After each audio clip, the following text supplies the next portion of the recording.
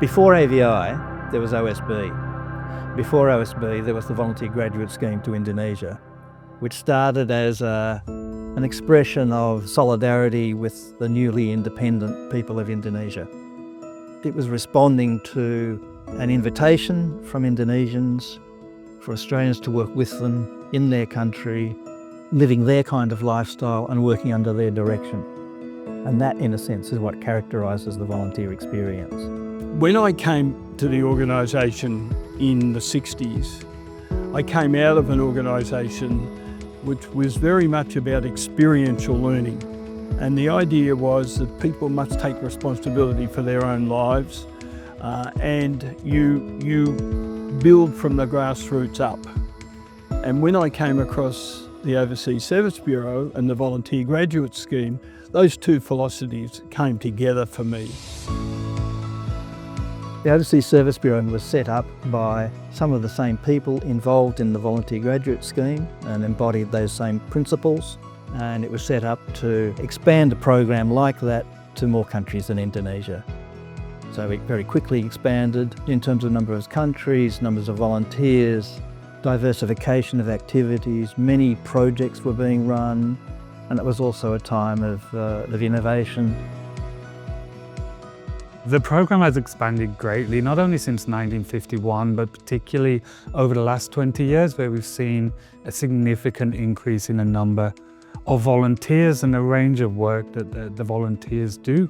We've also seen significant development in our in-country offices, our in-country team capacity and our ability to support partner organisations. AVI was developed in their country offices overseas.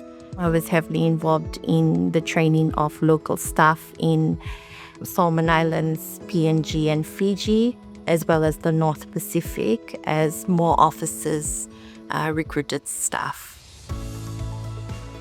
Australian Volunteers International were setting up offices around the world at that point, so the opportunity to actually go over there and start to look at how we would establish a presence in the Middle East, and having the opportunity to negotiate with the government of Jordan on how we would set up an office and get registration and look at the most effective way for us to work in those contexts was a big learning and a big responsibility to look at how we would establish ourselves and what our role was, what the specific need was and why we were setting up an office, not just to assume that was the best thing to do.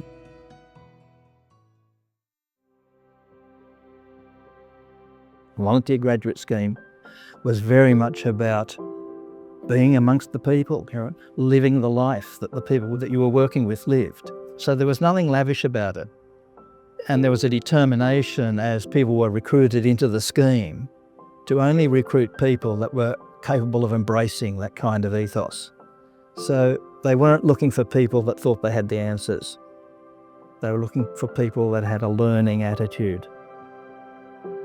And AVI is a development organisation because the philosophy that it was set up on is not going and helping people and doing things to people or for people. It's going and working with people and walking alongside people. We have to know how to help the people. You cannot just bulldoze yourself into a situation. You cannot be dogmatic, cannot be arrogant. So you have to know how to win over, if not the respect, if not the trust, at least the agreement of the people in charge, so that you can do work and deliver aid to the people. The AVI was very unique in that regard. They start with training in Melbourne, introduction to the country, to the culture, to the politics, to the sociology, economics. They learn about about sensitivities of cultural differences, to always let local people in the communities to be on the driver's seat, to empower them, to support them, and not trying to lead them. AVI's approach to partnerships, mainly through mutual respect and listening, is critical because the decisions about what to improve, where to build capacity and what kind of future you're creating on the ground is the decision for those organisations and their community. It's not our decision to make. We don't understand the community in the same way that they do locally. change has to come from locally identified needs with locally identified solutions. And with the mobilization of international volunteers, we can support that change, but we should never be trying to lead that change or force that change. What I learned from those programs about effective development was the need to walk alongside local staff and not just to focus on the immediate intervention, not just to focus on the short-term training, but doing it in the long term. Because you're so inspired by what local teams, local organisations are doing on the ground every day. And then the privilege of being able to bring in Australians who had technical expertise that were needed on the ground, that was fantastic.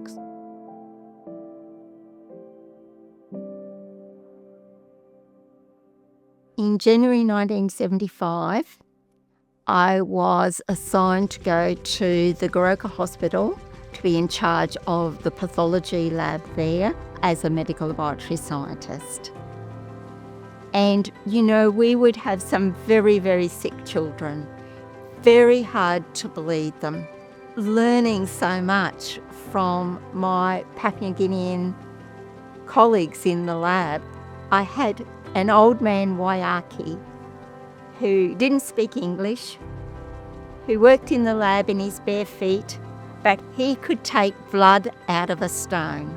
And so being able to diagnose their diseases and treat them so that they would live, what a privilege and what a joy for me. One particular memory that comes to mind was the work that we did in Lebanon. Watching their playgroups develop that went from having a physiotherapist to an occupational therapist to a youth worker was really great. And it increased a sense of solidarity because people are living in really difficult situations, and we had volunteers living in the refugee camp. They weren't flying in and staying in a fancy apartment in downtown Beirut. They were living side by side with not only their colleagues but also the people that were there to help. Localization is key to development, and through our programs, you know, we ask our partner organizations, what do you want from us? We are bringing partners into the program as equal partners. They are facilitators at workshops. They are leading on events and activities. And we are more and more we're seeking to get the input from our partner organizations about what they want, what they need, and how they want that delivered.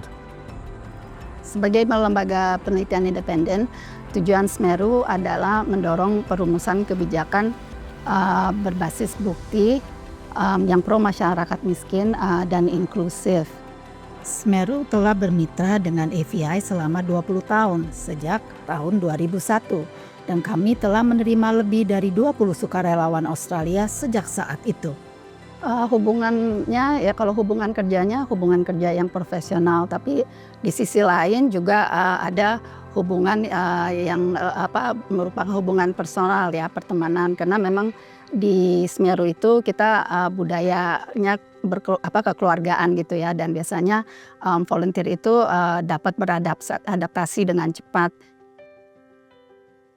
Our volunteers, many still have links to their communities and the people that they have worked with, and continue to maintain those relationships years after they have been in country.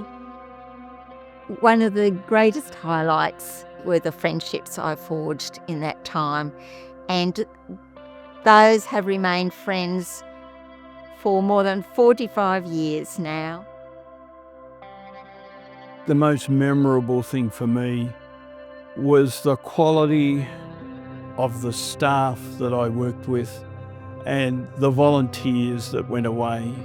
They were people who came to the organisation because they wanted to work in this field. They were people who were committed to this form of development.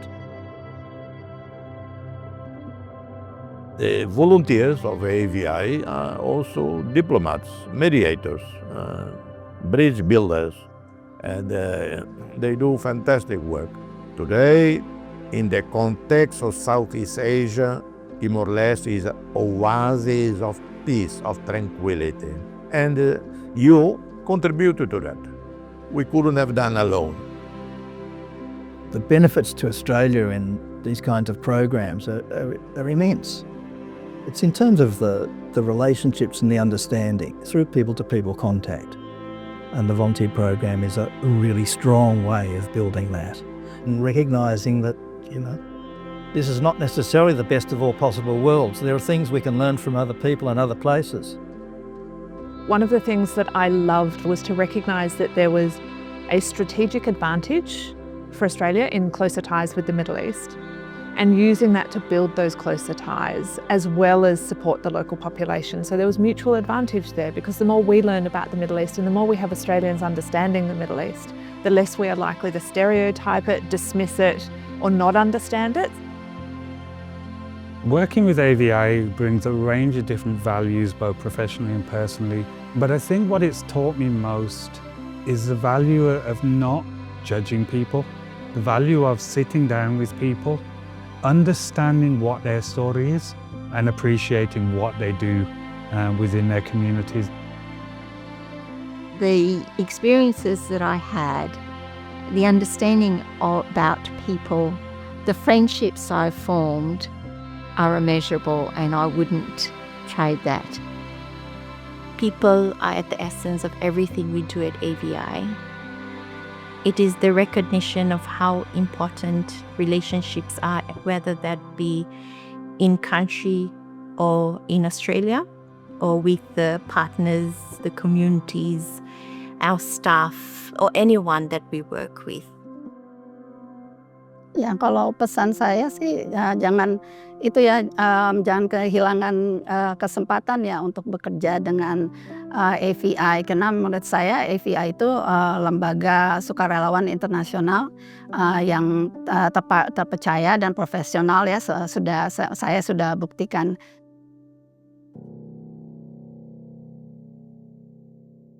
Everyone has a human right to determine how they live and how their community lives. It's very clear through the work that we do today. The foundations were laid in the basic values and principles that were put in place in 1951. And that was around partnership, it was around respect, it was around relationships, and that very much remains today. It was curiosity. We really wanted to know. We wanted to know our neighbours, we wanted to know what made them tick, and we wanted to share in their life. You can only be a good volunteer if you want to learn. The word volunteer conjures up someone doing things for nothing. That's not what volunteering is about. Volunteering is about going and living and working alongside and being alongside people of a different culture and learning from them and working with them.